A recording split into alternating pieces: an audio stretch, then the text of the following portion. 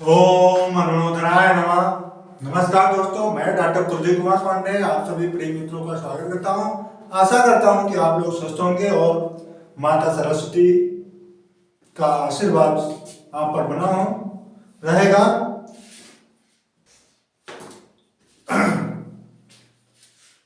प्राचीन भारतीय इतिहास के अंतर्गत अभी हमने जो इसके पहले वीडियो डाला था उसमें हमने पाषाण काल आदि मानव प्रारंभ किया, जिसके तहत हमने निम्न पूरा पाषाण काल के बारे में यानी पाषाण युग को 3 कालों में बांटा गया था। पूरा पाषाण काल, मध्य पाषाण काल और नव पाषाण काल, जिसमें से हम पूरा पाषाण काल के में चर्चा चल रही थी, जिसमें निम्न पूरा पाषाण काल की चर्चा हो गई। अब इसके बाद देखते हैं मध्य पाषाण काल। मध्य पाषाण काल का समय जो था 50,000 ईसा पूर्व से 40,000 ईसा पूर्व तक का माना जाता है। कई पुस्तकों में अलग अलग मिलेगा आपको। इस समय क्या हुआ मध्य पाषाण काल में, मध्य पूरा पाषाण काल में क्या हुआ, मध्य पूरा पाषाण काल है, ठीक है ना, मध्य पूरा पाषाण काल। इसमें क्या हुआ कि निम्न पूरा पाषाण में क्वार्टजाइट पत्थरों का प्रयोग होता था उपकरण बनाने के लिए, यानी औजार बनाने के लिए। लेकिन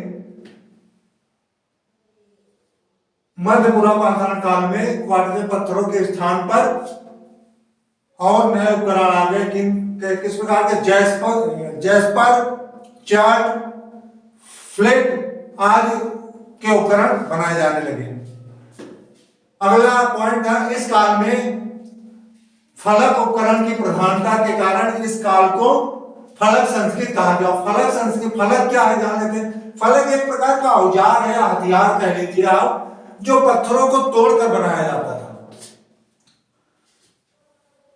इस प्रकार के औजार फलकों के बने होते थे, जैसे फलक, वेदनी, छेदनी और खुरचनी। छेनी अपनी किस प्रकार की होती है? छेनी अपनी मान लो इस प्रकार की छेनी होती है, ठीक है ना। ये हो गया सुडोर। पत्थर के औजार कैसे होंगे? एक प्रकार के तो होंगे नहीं।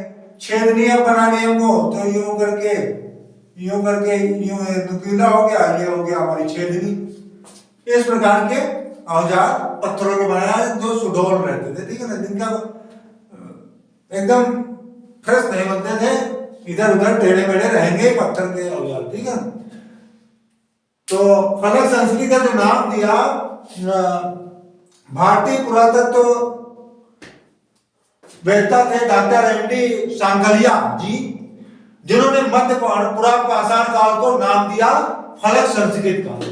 ये फलक संस्कृत का नाम किसने दिया?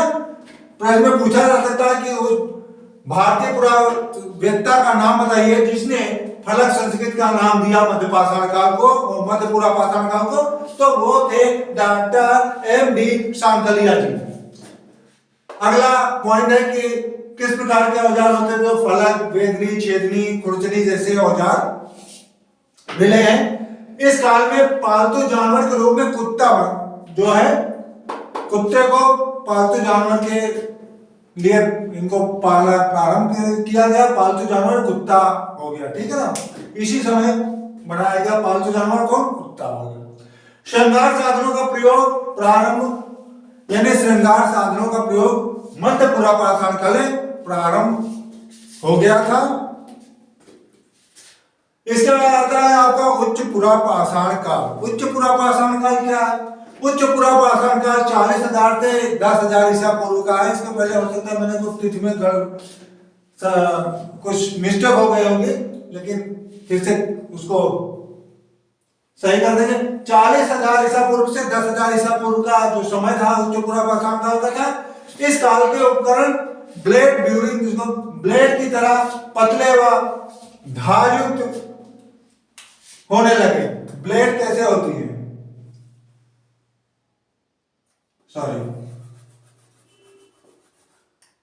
मान लीजिए ये ब्लेड है, ठीक है ना, तो ये वाला भाग जो है पतला होने लगा, ये धार युक्त होने लगा, ठीक है ना। इसमें धार काट सकते हैं आप किसी को हाथ से। ब्लेड कैसे होती है? नाई के पास आप जाते हैं तो ब्लेड किस प्रकार की होती है? देखा होगा आप, अपने भी घर में यूज करते होंगे। तो ब्लेड की तरह पतले व धार युक्त होने लगे। इस काल के संदर्भ में दो विशेषताएं थी। किस प्रकार विशेषताएं थी? दो प्रकार की विशेषताएं थी। पहली थी नए चकमक उद्योग की स्थापना का प्रारंभ उच्च पुरापाषाण काल में हो गया, और आधुनिक मानव यानी होमो सैपियंस का उदय उच्च पुरापाषाण काल से ही प्रारंभ हुआ है। अब इसके बाद पाषाण युग का, ये तो था आपका पुरापाषाण काल के तीनों पार्ट, जिसमें निम्न पुरापाषाण काल, मध्य पुरापाषाण काल और उच्च पुरापाषाण काल ये रहा। अब इसके बाद हम चर्चा आगे करते हैं मध्य पुरापाषाण काल, जिसे कहते हैं मेसोलिथिक एज, ठीक है ना। अब उसके बारे में मीसोलिथिक युग, ठीक है ना, उसके बारे में चर्चा करते हैं। इसको साफ करते हैं।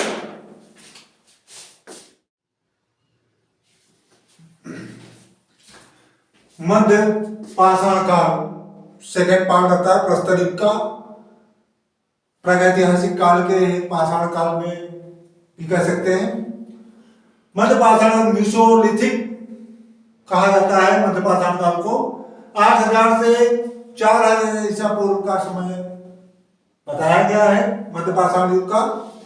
मध्य पाषाण काल का के जो स्थल है आइए देखते हैं। मध्य प्रदेश, राजस्थान, उत्तर प्रदेश, बिहार, इन 4 जगहों से इसके कुछ उपकरण प्राप्त हुए हैं, जिसमें मध्य प्रदेश में 3 स्थान है।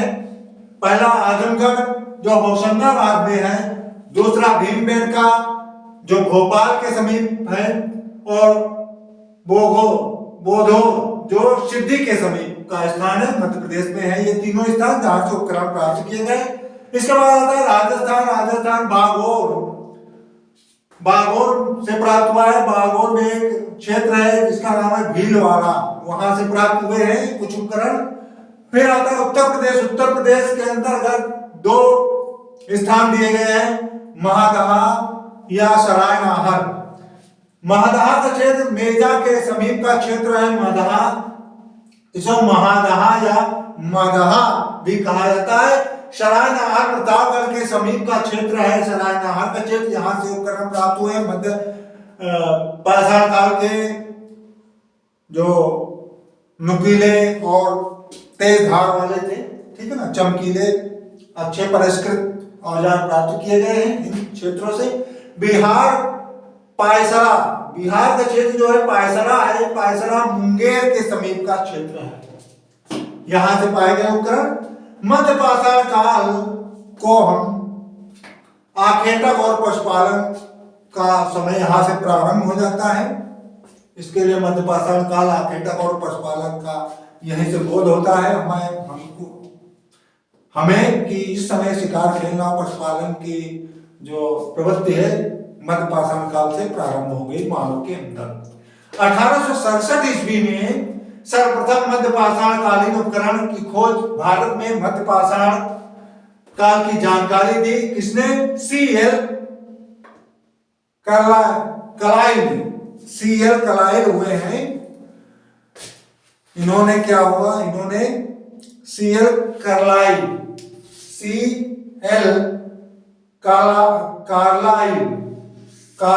है, इनका नाम है C.L.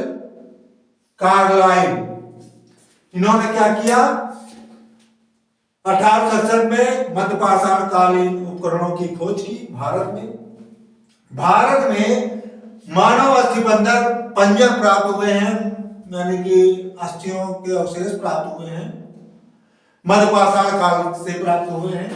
इस काल के मानव अस्थिपंजर के कुछ अवशेष प्राप्त स्थान है, जैसे उत्तर प्रदेश के सरायनाहर से, प्रतापगढ़, मादहा, प्रतापगढ़ यहां से प्राप्त हुए हैं। इस काल यानी मध्य पाषाण कालीन जीवन निर्भर था शिकार पर, आखेटक पर। मत्स्य पालन का भी यहाँ पे जिक्र, कुछ सूचनाएं प्राप्त होती कि मत्स्य पालन भी यहाँ पे प्रारंभ हुआ था मध्य पाषाण काल में। मछली पकड़ना, खाद्य वस्तुओं पर संग्रह कर जीवन यापन करते थे, मछली भी पकड़ते थे इस समय में। क्योंकि जब नुकीले और चिकनेदार ब्लेड युक्त बनने लगे औजार उस समय, तो कांटे से मछली भी पकड़े जाने लगे। मध्यपाषाण काल के लोग परिचित थे अंत्येष्टि क्रिया से। इस समय अंत्येष्टि क्रिया से परिचित हो गए थे मध्यपाषाण काल के मानव को। मृत होने के पश्चात उनकी अंत्येष्टि कैसे की जाए, इस विधि की यहाँ पे, इस विधि का प्रारंभ यहाँ से मध्यपाषाण काल से हो गया। बागोर में मध्यपाषाण काल के पशुपालन के साक्ष्य प्राप्त। बागोर से जो राजस्थान का क्षेत्र है बागोर, वहां से इसके अवशेष प्राप्त हुए हैं। आइए इसको साफ करके और जानकारी करते हैं।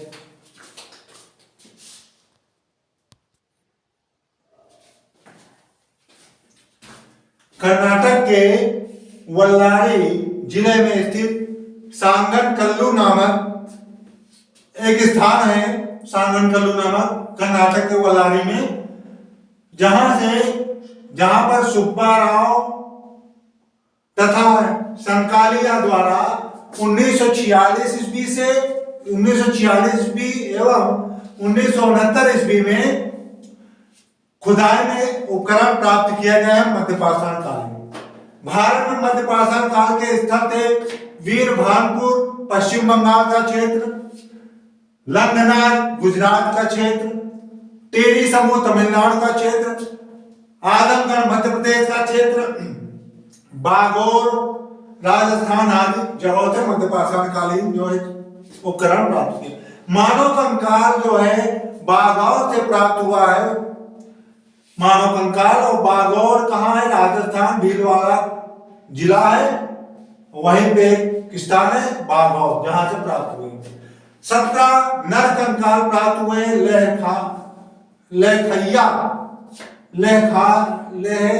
लेखाइया से, जिसमें अधिकतर का सिर पश्चिम की दिशा की ओर का है, यानी सिर जो है पश्चिम दिशा में है, जो नर कंकाल प्राप्त हुए। 17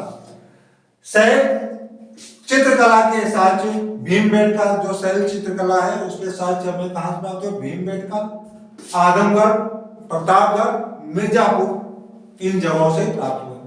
अधिकांश चित्रों का प्रदर्शन जो है, जो चित्र बने हुए प्राप्त हुए हैं, वो ऐसे लगते हैं जैसे शिकारी मानव का पीछा कर रहा है। कोई शिकारी कोई जानवर है, कोई चीज भाग रहा है, उसके पीछे मानव जो है अपना हथियार लेके भाग रहा है। इस प्रकार का चित्र प्रस्तुत किया गया है।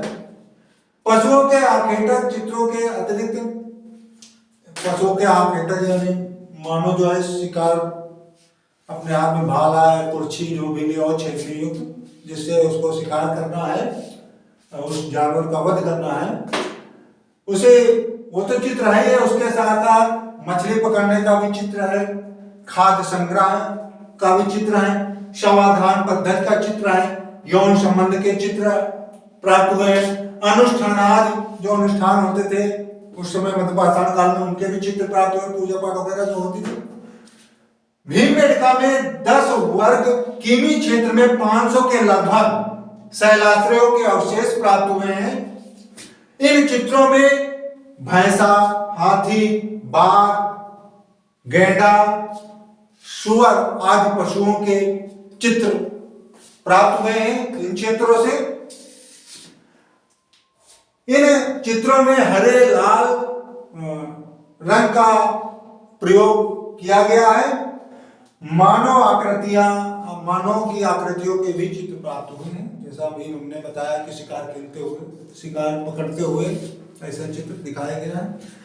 ये तो था आज इस विषय में चर्चा है। प्राचीन इतिहास के अंतर्गत हमने जाना मध्य पुरापाषाण काल और उसके पश्चात उच्च पुरापाषाण काल के बारे में, और उसके बाद सेकंड पार्ट प्रस्तर युग का आया हमारे सामने, किसका? मध्यपाषाण काल का, जिसके विषय में चर्चा अभी चल रही थी। मध्यपाषाण का आज यहीं तक चर्चा का विषय रहेगा।